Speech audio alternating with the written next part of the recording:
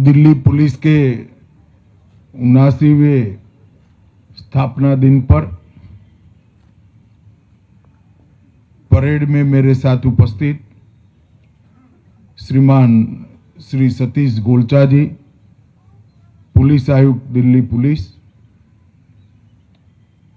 Police के उपस्थित सभी पूर्व पुलिस आयुक्त जिन्होंने शानदार परेड का प्रदर्शन किया है, दिल्ली पुलिस के मेरे प्यारे साथियों, दिल्ली पुलिस परिवार और दिल्ली के नगरजनों, आप सभी को दिल्ली पुलिस के 79वें स्थापना दिन की बहुत बहुत शुभकामनाएं देना चाहता हूं। मैं दिल्ली पुलिस ने अपनी स्थापना से ही शांति, सेवा और न्याय के संकल्प को हमेशा से चरितार्थ करने के लिए कोई कसर नहीं छोड़ी है। दिल्ली पुलिस का दायित्व, जिम्मेदारियां और इनके प्रदर्शन का औचित्य दिल्ली राजधानी होने के कारण हम सब जानते हैं कि पूरे देश के लिए महत्वपूर्ण है, क्योंकि दिल्ली का एक क्षेत्र एक शहर नहीं है, हमारे दिल की, देश की, लोकतंत्र की धड़कन है, देश के स्वाभिमान और अस्मिता का केंद्र है। और इसलिए राजधानी होने के नाते यहां की सुरक्षा का दायित्व सभी वैश्विक मानकों में उच्चतम होना बहुत जरूरी है। कई प्रकार की कूटनीतिक बैठकें, कई प्रकार के अंतर्राष्ट्रीय आयोजन, राष्ट्रीय पर्वों का आयोजन, महामहिम राष्ट्रपति महोदय का निवास, प्रधानमंत्री जी का कार्यालय और निवास, इस सभी को देखते हुए दिल्ली पुलिस की जिम्मेदारी बहुत बढ़ जाती है। मगर मुझे पूरा संतोष, आनंद और गर्व है कि दिल्ली पुलिस ने हमेशा अपनी जिम्मेदारी आगे रहते हुए प्रखरता और सफलता के साथ हमेशा के साथ निभाई है। आज दिल्ली पुलिस को और मजबूत करने के लिए स्पेशल सेल के इंटीग्रेटेड हेडक्वार्टर का शिलान्यास यहां पर हुआ है। लगभग 450 करोड़ की लागत से स्पेशल सेल के इंटीग्रेटेड हेडक्वार्टर जो बन रहा है, वो देश का सबसे आधुनिक, एक प्रकार से नारकोटिक्स और आतंकवाद को निपटने का सेंटर बनेगा। अत्याधुनिक indoor firing range, war room, cyber lab, प्रशिक्षण हॉल और कई प्रकार के आधुनिक उपकरणों से ये हेडक्वार्टर लैस होगा और पूरी देश की पुलिस के लिए एक आइडियल स्पेशल सेल हेडक्वार्टर बनकर उभरेगा, उसका मुझे पूरा विश्वास है। दिल्ली के स्पेशल सेल ने नशीले पदार्थों की सिंडिकेट, जाली भारतीय करेंसी नोट, जटिल साइबर अपराध, संगठित अपराध और न केवल दिल्ली, देश के कई महत्वपूर्ण आतंकवादी घटनाओं के जांच के अंदर सफल और महत्वपूर्ण भूमिका निभाई है। ये आधुनिक हेडक्वार्टर बनने से उनके दायित्व के निर्वहन के लिए उनको और सहूलियत सुलभ होगी, इसका मुझे विश्वास है।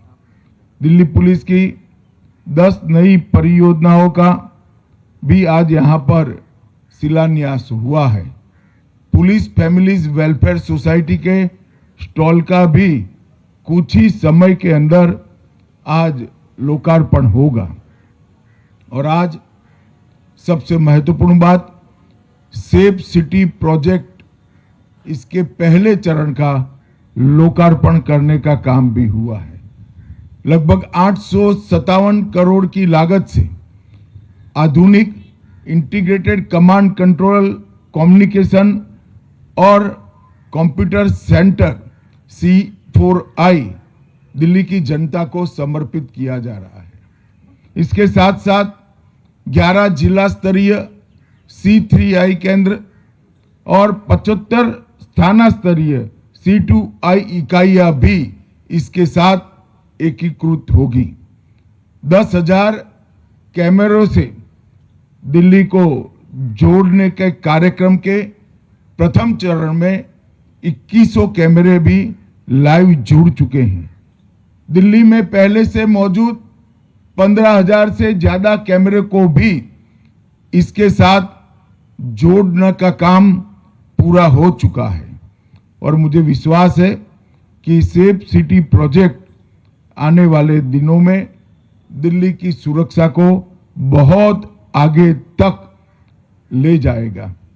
मित्रों, आज जब मैं यहां आया हूं तब मैं दिल्ली के माध्यम से देश की जनता को ये बताना चाहता हूं कि विगत 11 साल में प्रधानमंत्री नरेंद्र मोदी जी के नेतृत्व में देश ने कई सारे मकाम हासिल किए हैं।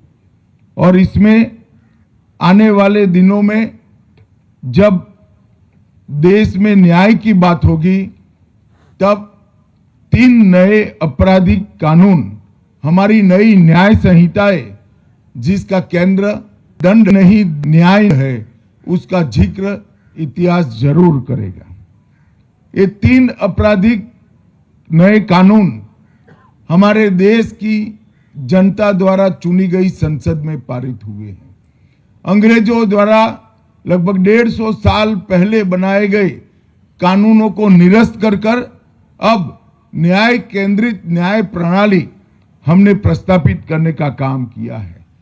आने वाले 2 साल के बाद इस कानूनों का पूर्ण इंप्लीमेंटेशन होने के बाद मैं देश की जनता को विश्वास दिलाना चाहता हूं कि देश भर में किसी भी कोने में जो FIR होगी वो अपराधी को दंड देने का मतलब जो पीड़ित है उसको न्याय देने का काम सुप्रीम कोर्ट तक 3 साल में हम समाप्त करने की व्यवस्था कर देंगे।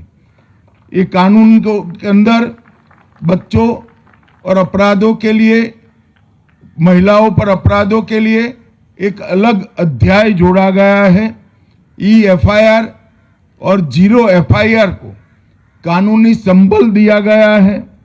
ICGS के तहत पुलिस, न्यायपालिका, फॉरेंसिक साइंस, अभियोजन और कारागार, इस सभी को जोड़कर उनकी सेवाओं को ऑनलाइन करने का काम कर दिया है।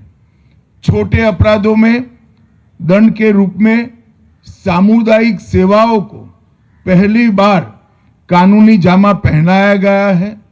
7 साल या अधिक सजा वाले मामलों में फॉरेंसिक विजिट को अनिवार्य कर दिया गया है। देश के कानूनों में पहली बार आतंकवाद को परिभाषित किया गया है। देश छोड़कर भागे अपराधियों के लिए ट्रायल इन एब्सेंसिया की व्यवस्था की गई है। प्रोक्लेम्ड ऑफेंडर जिनके मामलों में सजा 10 वर्ष या उससे अधिक है, इस सभी के लिए ये व्यवस्था लागू होगी।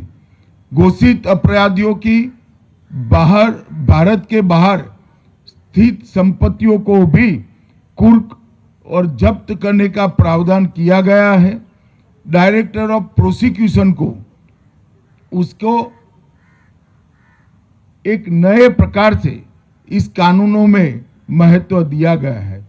दस्तावेजों की परिभाषा को विस्तार कर इलेक्ट्रॉनिक और डिजिटल रिकॉर्ड को कानूनी मान्यता देने का काम किया गया है और छोटे मोटे कम अपराध वाले मामलों में समरी ट्रायल का भी प्रोविजन किया गया है।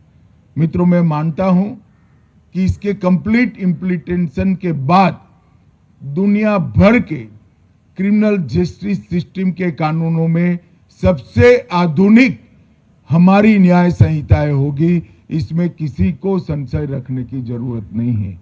इससे न केवल देरी कम होगी, सजा का दर भी बढ़ाने में हमें बहुत बड़ा मदद मिलने वाला है। आने वाले दिनों में जब ये कानून पूर्ण रूप से लागू होंगे, हमारे देश का दोष सिद्धि का दर लगभग 75% से ऊपर 80% के ऊपर ले जाने में हमें सफलता मिलेगी।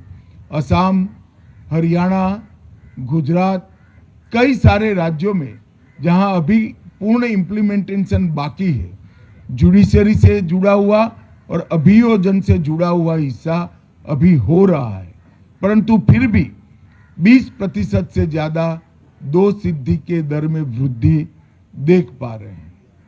ये 2014 से 2026 के 12 साल देश की आंतरिक सुरक्षा के लिए हमारा इतिहास हमेशा सुवर्णमयी कालखंड के रूप में इसको अंकित करेगा। 2014 के पहले हमारे देश में 3 समस्याएं नासूर की तरह 3-4 दशकों से हमारी आंतरिक सुरक्षा को चैलेंज देती थी। कश्मीर का क्षेत्र, पूरा नॉर्थ ईस्ट और कई राज्यों में 11 से राज्यों में फैला हुआ माओवादियों से पीड़ित क्षेत्र, ये तीनों क्षेत्र हमारी आंतरिक सुरक्षा को एक बहुत बड़ी चैलेंज देते थे। मगर मुझे पूरा आपको बताते हुए हर्ष हो रहा है कि धारा 370 के निरस्तीकरण के बाद कश्मीर, नॉर्थ ईस्ट और माओवादी क्षेत्र में हिंसा के आंकड़ों को हम 80% तक कम करने में सफल हुए हैं और वो दिन दूर नहीं है जब ये तीनों क्षेत्र पूर्णतया हिंसा से मुक्त हो जाएंगे। 11 राज्यों में फैला हुआ माओवादी आतंकवाद हमेशा से देश की आंतरिक सुरक्षा के लिए बहुत बड़ी चुनौती माना जाता था, मगर मुझे दिल्ली की जनता के माध्यम से देश को बताते हुए हर्ष हो रहा है कि हम माओवादी क्षेत्रों को हमेशा के लिए नक्सलवाद से मुक्त करने के बहुत नजदीक है। मैं देश की जनता को फिर से एक बार विश्वास दिलाना चाहता हूं, 31/3/2026 को पूरे देश को हम माओवादी हिंसा से मुक्त करने में सफल होंगे। हमारे सुरक्षा बलों की ये बहुत बड़ी सफलता है। उत्तर पूर्वी क्षेत्र में भी 10,000 से ज्यादा युवा हथियार डालकर मेन स्ट्रीम में लौटे हैं। 20 से ज्यादा शांति समझौतों के माध्यम से हमने उत्तर पूर्व में शांति प्रस्थापित करने के लिए बहुत बड़ा काम किया है। आने वाला समय हमारे लिए चुनौतियों के से मुक्त नहीं है।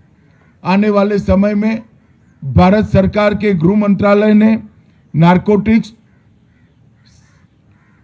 पूरे देश के अंदर सीसीटीवी कैमरा और कंट्रोल रूम का जाला बुनकर एक सुरक्षा का नया तंत्र खड़ा करना, इसको कानूनी समर्थन देना, बॉर्डर सुरक्षा के क्षेत्र में देश के हर लैंड बॉर्डर के अंदर सुरक्षा की व्यवस्था का मॉडर्नाइजेशन, देश को घुसपैठियों के मुक्त बनाना और तीनों न्याय संहिताओं को कंप्लीट इम्प्लीमेंटेशन पर आने वाले समय में देश के गृह विभाग का ध्यान रहेगा। मुझे पूरा विश्वास है 2029 के पहले इस सभी समस्याओं को निपटने के लिए हम सफल होंगे। मित्रों, दिल्ली पुलिस ने हमेशा से दिल्ली और देश के राजधानी क्षेत्र को सुरक्षित रखने के लिए हमेशा से पराक्रम का परिचय देश की जनता को कराया है।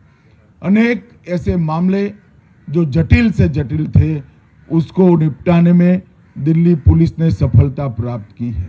चाहे देश की संसद पर का हमला हो या अभी अभी लाल किले के सामने हुआ बम धमाका, दिल्ली की पुलिस ने अपनी निपुणता को, अपनी प्रखर शक्ति को संयोजित कर कर इस सभी मामलों में देश को सुरक्षित करने में बहुत बड़ा योगदान दिया है। आज 79वें स्थापना दिन पर मैं दिल्ली पुलिस के आयुक्त श्रीमान गोलचा जी और दिल्ली पुलिस के सभी जवानों को और उनके परिजनों को अनंत अनंत शुभकामनाएं देता हूं। वंदे मातरम।